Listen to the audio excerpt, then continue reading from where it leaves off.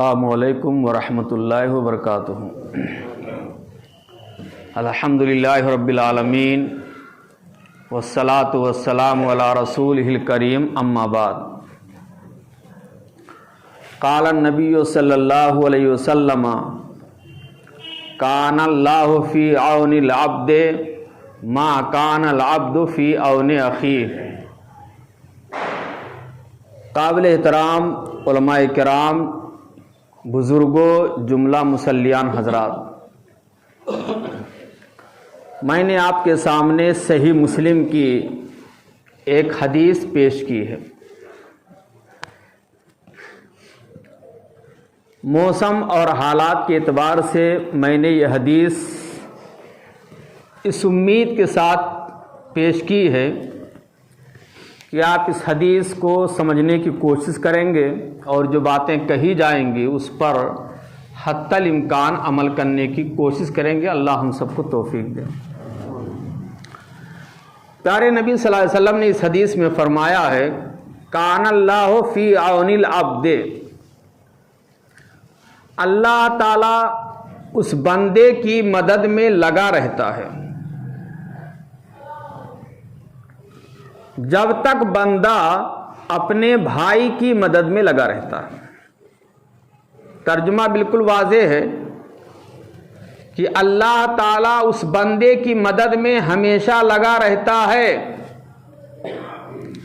جب تک بندہ اپنے بھائی کی مدد میں لگا رہتا ہے۔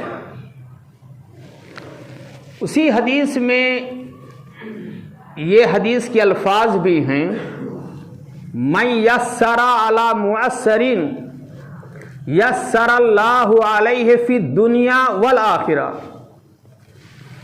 جو شخص کسی تنگ دست، پریشان حال کی مدد میں لگ کر کے اس کے لیے آسانی پیدا کرتا ہے، من یسر علی معسرین، جو کسی پریشان حال آدمی کو سہارا دے کر کے اس کے پریشانی کو ہلکا کرتا ہے، کسی مصیبت یا پریشانی میں اس کا ساتھ دے کر کے اس کے پریشانی کو دور کرنے کی کوشش کرتا ہے، یسر اللہ علیہ فی الدنیا والآخرہ، اللہ تعالیٰ اس کے لیے دنیا اور آخرت میں آسانی کا راستہ بنا دے گا۔ اس کے لیے مشکلات جو بھی آئیں گے، مشکلات کو آسانی میں تبدیل کر دے گا۔ دنیا اور آخرت دونوں میں اس کے لیے آسانی ہی آسانی پیدا کر دے گا۔ کس کے لیے؟ جو کسی پریشان حال کے لیے آسانی پیدا کرے گا۔ اور ایک حدیث میں پیارے نبی صلی اللہ علیہ وسلم نے یہاں تک فرمایا، من کان فی حاجت اخیہ کان اللہ فی حاجتہ۔ جو مسلمان کسی مسلمان بھائی کی مدد میں لگا رہتا ہے، اللہ تعالیٰ بھی اس کی مدد میں لگا رہتا ہے۔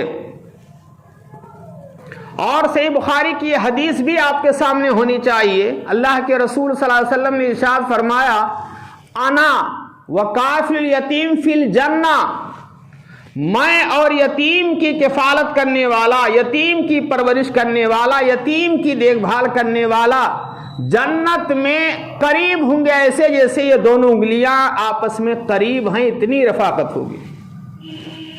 اور صحیح بخاری کی وہ حدیث بھی آپ کے سامنے رکھنا چاہتا ہوں۔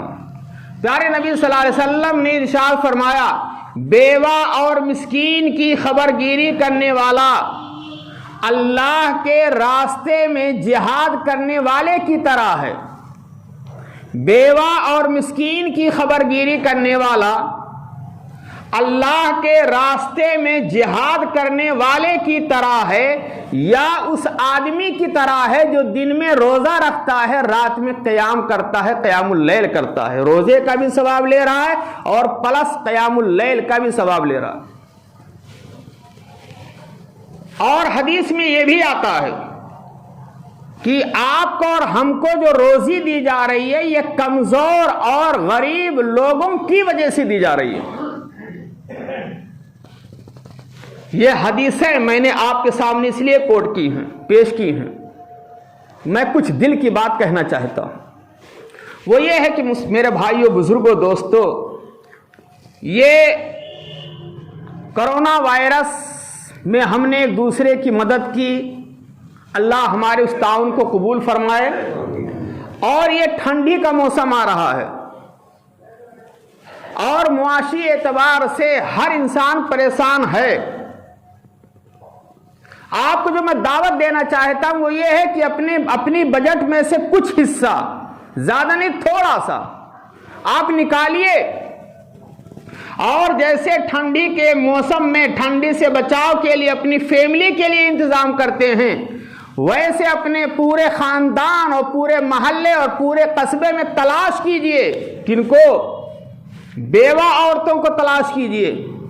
ثواب میں نے بتلا دیا، بیوہ عورتوں کی خبرگیری کرنے والا آپ ٹھنڈی کے ایک جوڑے کپڑے دے دیجئے چپکے سے، آپ کو جہاد کرنے والے کے برابر ثواب ملے گا، یا دن بھر روزہ رکھنے اور رات میں قیام اللیل کے برابر ثواب مل رہا ہے. آپ اپنے قصبے میں تلاش کیجئے. کس کو؟ یتیم بچوں کو، جس کے والد کا دنیا سے انتقال ہو چکا ہے، وہ یتیم بچہ ہے بیچارہ، اس کے پاس ٹھنڈی سے بچاؤ کے لیے کپڑے نہیں ہیں، وہ کراہ رہا ہے، پریشانی اور ٹینشن میں ہے. کاش کہ ابو ہوتے تو ہمارے لیے بھی بندوبست کر دیتے کمبل کا، ایک لحاف کا، ایک چادر کا. اور یتیم کی کفالت کرنے والے کے بارے میں ہم نے آپ کے سامنے حدیث رکھی، انا وکافل یتیم فی الجنہ. یتیم کی کفالت کرنے والا جنت میں نبی کی رفاقت حاصل ہوگی. ایسے آدمی کو ہر شخص چاہتا ہے کہ نبی کے بغل میں جگہ مل جائے جنت میں، اس سے بڑا ہمارے لیے خوش نصیبی کی بات کیا ہو سکتی ہے. آپ ایسے کمزور رشتہ داروں کو دیکھیے جو ٹھنڈی آنے کی وجہ سے پریشان ہوں گے. آپ لسٹ بنائیے، آپ معمولی کمبل ہی صحیح، معمولی لحاف ہی صحیح، ٹھنڈی کا کپڑا ہی صحیح، جو میسر ہو، نیا نہ صحیح پرانا ہی صحیح. آپ جوڑا خریدنے جاتے ہیں، جوڑا مزید لے لیجئے، لیکن آپ اگر اپنے لیے اچھا پہنیں گے نیا، اور اپنی فیملی کے لیے دکان سے نیا خریدیں گے، اور غریب کو، کمزور کو، بیوہ کو، یتیم کو، پریشان حال کو، فقیر و مسکین کو اگر آپ سیکنڈ ہینڈ کا دیں گے تو اپنے ضمیر سے پوچھیے آپ کو ثواب کتنا ملے گا. آج ہمارا برتاؤ اچھا نہیں ہے میرے بھائی. اپنے لیے، اپنی فیملی کے لیے کچھ اور تجویز کرتے ہیں ہم، اور غریبوں کے لیے، بیواؤں کے لیے، یتیموں کے لیے، پریشان حال لوگوں کے لیے ہماری سوچ کچھ اور سطحی ہے. ہم اپنی سوچ کو بدلیں، یہ میں پیغام دینا چاہتا ہوں. سوچ کو بدلو، اپنا سیکنڈ ہینڈ پہن لو، اپنی فیملی کو پہنا دو. لیکن اللہ کے نیک بندے جن کی آپ مدد کر کے جنت لینا چاہتے ہیں، آپ کی سوچ اعلیٰ ہونی چاہیے. اور آپ کسی کو دو تو اچھی شکل میں دو، جو اپنے لیے پسند کرو. حدیث میں آتا ہے تحب للناس ما تحب لنفسک. جو چیز اپنے لیے پسند کرو اپنے بھائی کے لیے بھی پسند کرو. کیا آپ پسند کریں گے کہ آپ کو پرانا کپڑا کوئی دے؟ کیا آپ پسند کریں گے کہ گھر کا بچا ہوا کھانا آپ کو دیا جائے آپ کھائیں گے؟ تو کیسے گوارا ہم لوگ کرتے ہیں میرے بھائیوں، کسی بیوہ کو، کسی یتیم کو، کسی فقیر کو، کسی مانگنے والے کو ہم سیکنڈ اور تھرڈ کوالٹی کا سامان دیتے ہیں. لن تنالوا البر حتى تنفقوا مما تحبون. بار بار قرآن کی آیت پڑھتے ہیں، اس کا ترجمہ جا کر پڑھ لیجیے گا، چوتھا پارہ. لن تنالوا البر حتى تنفقوا مما تحبون. تم جنت میں ہرگز جنت نہیں پا سکتے ہو جب تک کہ اپنی محبوب چیز اللہ کے راستے میں قربان نہ کرو. جب یہ آیت کریمہ نازل ہوئی تو حضرت طلحہ رضی اللہ عنہ صحابی رسول انصاری اللہ کے رسول کے پاس تشریف لائے. کہا اللہ رسول، اللہ تعالیٰ کہہ رہا ہے کہ محبوب چیز خرچ کرو گے تب جنت پاؤ گے. یہ بغل میں باغ ہے جس پہ آپ آرام کرتے ہیں، یہ میں اللہ کے لیے وقف کر رہا ہوں، یہ ہمارے نزدیک سب سے محبوب. اور کس عمل سے اللہ خوش ہو جائے، کون سا عمل پسند کر لے، ہم کو اور آپ کو پتا نہیں ہے. صحیح بخاری کو واقعہ آپ نے بار بار سنا ہوگا. ایک بدکار عورت गर्मी के मौसम में एक कीचड़ चाटने वाले प्यासे कुत्ते पे तरस खा जाती है और कुएं से अपना दुपट्टा और जूती के जरिए से कुएं से पानी निकाल करके उस प्यासे कुत्ते को 2 घूंट पानी पिलाकर उसकी जान बचा देती है। अल्लाह ताला को ये अमल तो मुख्तसर है मेरे भाई बुजुर्गों, लेकिन ये अमल अल्लाह को इतना पसंद आया कि जिंदगी भर के गुनाह को अल्लाह ने मिटा दिया और उसी एक मामूली अमल की वजह से अल्लाह ने जन्नत नसीब कर दी, एक जानवर, प्यासे जानवर को पानी पिलाने की वजह से। और इसके मुकाबले में एक तहज्जुद गुजार औरत, दीनदार औरत, घर में बिल्ली आ जाती है, बिल्ली नुकसान पहुंचा देती है, उसको गुस्सा आता है, बिल्ली को कमरे में बंद कर देती है, न खाना देती है न पानी देती है, जानवर पे जुल्म कर रही है, उस जुल्म करने की वजह से बिल्ली मर जाती है। अल्लाह को यह हरकत इतनी नापसंद आती है कि उस खातून की सारी नेकियों को अल्लाह बर्बाद कर देता है और जहन्नम रसीद कर देता है। और हदीस में आता है क़यामत के दिन अल्लाह ताला पूछेगा अपने बंदे से, बंदे मैं भूखा था तूने खाना क्यों नहीं खिलाया, मैं प्यासा था तूने पानी क्यों नहीं पिलाया, मैं नंगा था तूने कपड़ा क्यों नहीं पहनाया। बंदा कहेगा परवरदिगार तू तो रब्बुल आलमीन है, तुझे ना प्यास की जरूरत है, ना खाने की जरूरत है, ना कपड़े की जरूरत है। अल्लाह कहेगा ठीक है मुझे जरूरत नहीं थी, लेकिन तेरे बगल में, तेरे मोहल्ले में मेरा फला बंदा परेशान था, भूखा था, प्यासा था, नंगा था, कपड़े की जरूरत थी, ठंडी के मौसम में वो कांप रहा था, उसे लिहाफ और कंबल की जरूरत थी, कहां था तब। अगर तू मदद करने के लिए उस वक्त जाता तो तू मुझे वहां पाता। ये सारी हदीस है मेरे भाइयों, हमको ये पैगाम दे रही हैं कि हम सोचें, ठंडे दिमाग से सोचें और सोचें कि हम क्या तैयारी कर रहे हैं। हम इन गरीबों के लिए, बेकसों के लिए, बेवाओं के लिए, यतीमों के लिए, मिस्कीनों के लिए, फकीरों के लिए, परेशान हाल लोगों के लिए हमारे पास क्या मंसूबा है, हमारे पास क्या अज़ाइम है, हमने कोई निजाम और सिस्टम बनाया है। घर का निजाम तो बना रहे होंगे, ठंडी का मौसम आया है, अब किसको किसको चाहिए किसको नहीं चाहिए। बेवा औरतों से पूछिए, ठंडी का मौसम आता शौहर याद आते हैं, ईद उल फित्र, ईद उल अजहा का मौका आता शौहर याद आते हैं, काश कि मेरे शौहर होते, आंखों में आंसू आ जाते हैं। यतीम बच्चे से पूछिए, बाप की याद आ जाती है।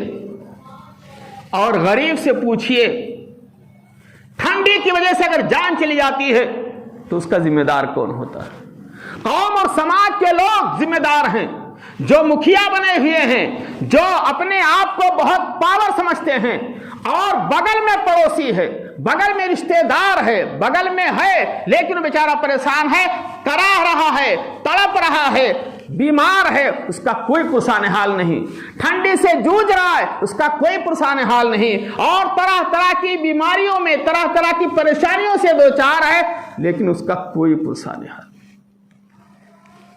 मेरे भाइयों सोचो, मैं पैगाम देना चाहता हूं, ये दुनिया चंद रोज की है, ये कोठियां, ये मालात, ये चमकती हुई गाड़ियां, ये बैंक बैलेंस, ये बिल्डिंगें कुछ काम नहीं आएंगे।